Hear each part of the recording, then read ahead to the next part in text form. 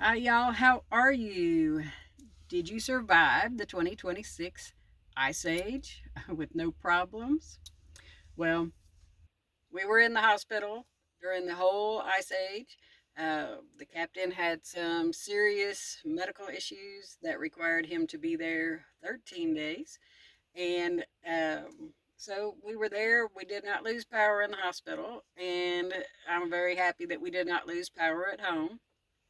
Had we lost power at home, we do have uh, the generators and some solar stuff that's been charged up, and some extra ways to heat, extra blankets, the Mr. Buddy heater, and all of that such. So we would have been okay, but we were very thankful that we did not have to lose power or water. If you lost power or water or had damage in your area, let me know in the comments and how you took care of that, how you got through that. Um, in the hospital, of course, they have backup generator if they were to lose power, and they did not. So we were happy about that. The captain is home now. He has home health care. All of us are here. We're all here with him. So we're just keeping things going. That's all we can do. As far as van trips right now, I'm kind of grounded. But we decided since we have to stay right here, we're going to do some things on the property to make improvements uh, and extra spaces. I'm having a building delivered today, and I'll make a video about that and I'll show you. It's just a small building, but it's going to serve as an office and a place to do spiritual counseling that I do. So people can come to the property and have a place that's not in the house, and it would be private out there, and we can do all kinds of things. So that's coming up. I'll be spending some time doing that. I'll be spending some time getting this van cleaned back out from the hospital trip. If you're traveling and you have anybody in the hospital and you have a van, it's a perfect little hotel room. Get away for a little bit out of what's going on. You can camp out in the hospital parking lot. If you don't have somebody in the hospital, you could probably get away with it too. Um, I had no problems. I didn't stay in it during the actual ice, but on the rest of the days, I did. For come out an hour, come regroup, go back in, or if it's where they didn't want you in there, then you could just come out here and sleep, and the nurse had your number. So that part's good. Um, so I've lost my mind. That happens a lot when you get older. Basically, this video is just to give you an update and tell you where we are with traveling, where we are with work on the van, stuff on the property. We did go. One thing, we went yesterday to the tax office. We only have an acre here. So we went to the tax office and I talked with them about different deductions and stuff that you could get because I'm wanting to get this other property. And in this county anyway, for sure, I'm going to assume it's the same way around Texas. But anyway, if you have 5 acres, which I only have one, but I would like 5 acres, if you have exactly 5 acres or more, you could get exemptions if you have 6 beehives. So yay, I've always been wanting the bees. So that's on the list. If you have 6 beehives or on your 5 acres, you could have a deduction. Agriculture, these are agriculture deductions. You could have it if you have on your 5 acres, each acre has 15 fruit trees. So you'd have to do 15 times 5 acres. 15 on each acre is how they explained it to me. You could have cows or other livestock animals, except chickens don't count, is what they told me. And I was like, well, everybody has chickens, they should count. But the chickens don't count.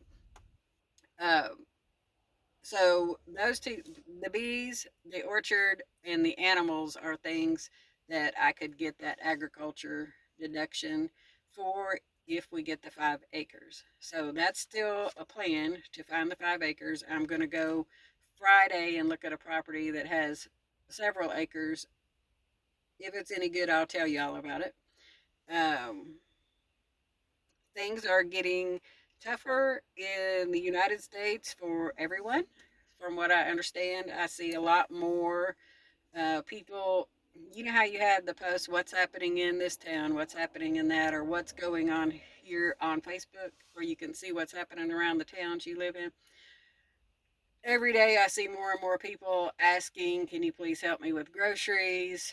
We can't pay our rent, this and that. Usually you'd see one or two. Now I'm seeing 20 posts a day about people who are working and still can't afford groceries. So, as I've said before, it's becoming a time where you need to gather your people and work together and everybody put money together, or do the work on the property or whatever to survive. So we're working towards that. Right now we have me and my husband on this property. If you haven't seen my video before, on this property, me and my husband live here. My One of my sons live here, and then one of my sons and his girlfriend live here, and everybody contributes. Everybody works. If they don't work, they have a disability, they still have money coming in, and everybody puts towards the bills, the groceries, everything, so nobody is struggling. So that's something that you might consider if you get along with your people, or if you get along with friends or whatever, that might work for you. That's something to think about as things continue to progress.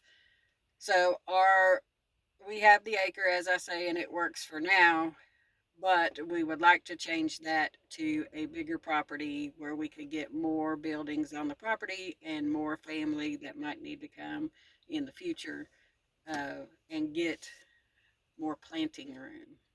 So, in the comments, if you will, if you have that kind of family compound, or where you work together with the family, or you're putting in your orchards and your chickens and your whatever, for self sustainability, I would suppose. Let me know in the comments. Tell me some of the things you'd like other people to know, how it works for you. It's getting to be time. It's getting to be time. I don't talk about politics or religion, so that's not what I'm talking about. I'm just talking about how things are changing so much that people aren't surviving well. They're not living well. They're not living their best life anymore because the struggle is too much. So I'd like to hear from you, if you want to, what state you're in, how things are there, if it's the same agriculture deduction in your state, or if you know. If you have bees and beehives, tell me, what do we need to set up with? How's the best way to go about it? If you are a homesteader and you have all kinds of animals and whatever, what's the best ones do you think to start out with? I have rabbits right now. Chickens are on the list, even though they're not a deduction. I thought about maybe some sheep. I don't want goats because they'll eat all my stuff. Uh, if you have goats, how do you keep them pinned up and out of your garden where they don't jump over the fence? What other things do you think would be the best thing to put on a 5-acre property? Anyway, those are just my thoughts for today. I will show you the building as soon as it arrives. It's supposed to come around 1 o'clock today. Don't get too excited. It's just a small building, but it's a starting place. And if I had to, I could house one person in it. So for right now, it is a setup for my spiritual counseling. That's what it's going to be, in a study area, uh, and a place of solitude. So anyway, I'm going to go. Give me a like, give me a thumbs up, whatever it is. Hype this video if you can. Anything, show me some love somewhere.